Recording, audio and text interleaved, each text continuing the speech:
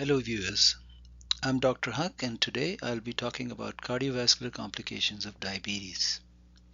Heart attacks, angina and stroke are common in patients with diabetes and it's a leading cause of death among them. Let us discuss why and what you can do to prevent this from happening. Diabetes is a disease in which blood glucose levels are high. There are two major kinds of diabetes: type 1 diabetes, in which insulin is not produced by the pancreas because the immune system by mistake attacks those cells in pancreas that make insulin. As a result, glucose levels in the blood remain high and the cells cannot use glucose for energy. Type 2 diabetes is more common and it occurs in patients who have metabolic syndrome. Metabolic syndrome is a condition in which patients frequently have high blood pressure and high blood levels of a fat called triglycerides.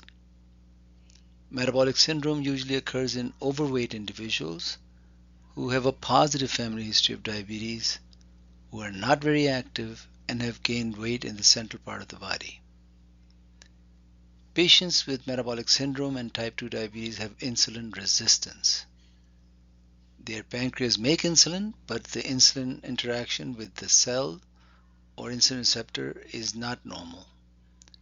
As a result, these patients have to make a lot of insulin to try and compensate, and with time, insulin levels begin to decrease. The end result is the same as it is in type 1 diabetes, which is that the blood glucose levels rise and the body cells are not able to use glucose effectively.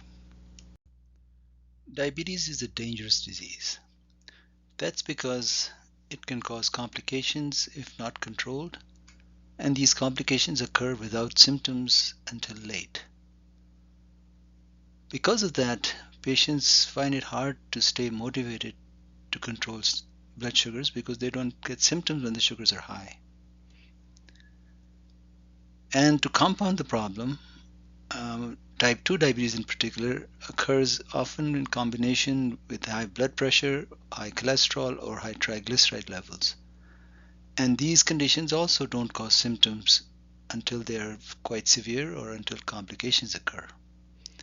And the problem is, in presence of diabetes, even a slight abnormality in blood pressure, for example, a slightly increased blood pressure level, or slight abnormalities of cholesterol or triglycerides become dangerous. Therefore, it's important if you have diabetes that you go for regular checkups so that any complications that may occur are picked up early and taken care of. Complications of diabetes occur because of damaging effect of uncontrolled diabetes on blood vessels. These can be divided into macrovascular complications, which means damaging effect of uncontrolled diabetes on the large blood vessels. These blood vessels supply your heart, brain, and peripheral arteries, and damaging effect can lead to heart attacks or angina, strokes or mini strokes, or peripheral arterial disease. On the other hand, microvascular complications occur because of damage to small blood vessels, and this can lead to damage to nerves, which is called neuropathy, damage to eyes, which is called retinopathy, and to the kidneys, which is called nephropathy.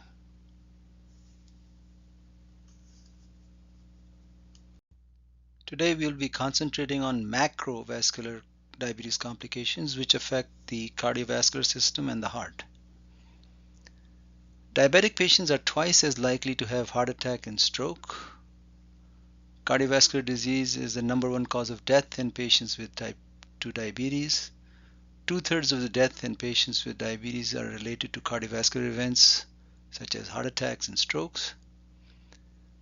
And risk of these complications increase when other cardiovascular risk factors such as high blood pressure, smoking is also present in a patient who has diabetes, particularly if the patient is overweight and inactive. Macrovascular complications of diabetes occur because of a process called atherosclerosis or hardening of the arteries. The inner wall of the arteries become clogged with a fatty substance which is called plaque or atheroma. The arteries become hard and rigid and narrow.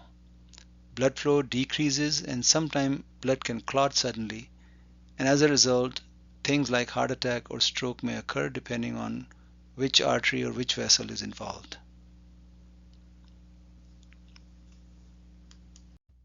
The end result could be one of these conditions. Diabetes is not the only risk factor for atherosclerosis. Other risk factors for heart disease include age, smoking, obesity, high cholesterol, high blood pressure, family history of heart disease, and certain ethnicities such as South Asians, Latinos, or African Americans. If you have more than one risk factor, your risk of developing atherosclerosis or heart disease can increase significantly, particularly if diabetes is already present. This is the main reason why experts and your doctor recommend that if you have diabetes, even a mild increase in blood pressure or slightly increase of borderline cholesterol level may cause atherosclerosis and therefore may need to be treated aggressively. So patients who are at risk for developing these problems should become familiar with some of the symptoms so they can identify problems early when they occur. Please take a look at these symptoms or take a picture so you can look at it later. Seek medical help if you experience any one of these symptoms.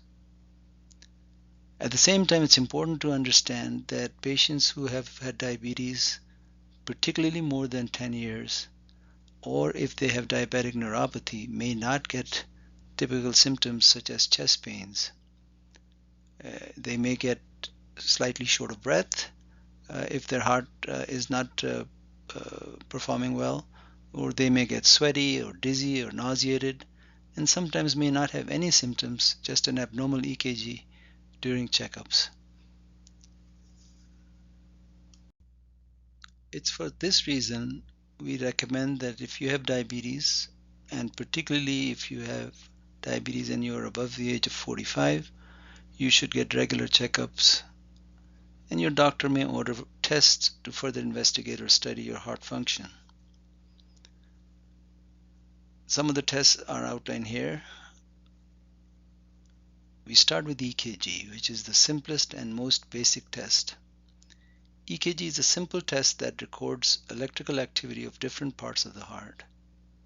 By comparing electrical activity in a normal heart, your doctor may find some clues that you may be developing a heart problem or may be at risk for it, and he may order further tests.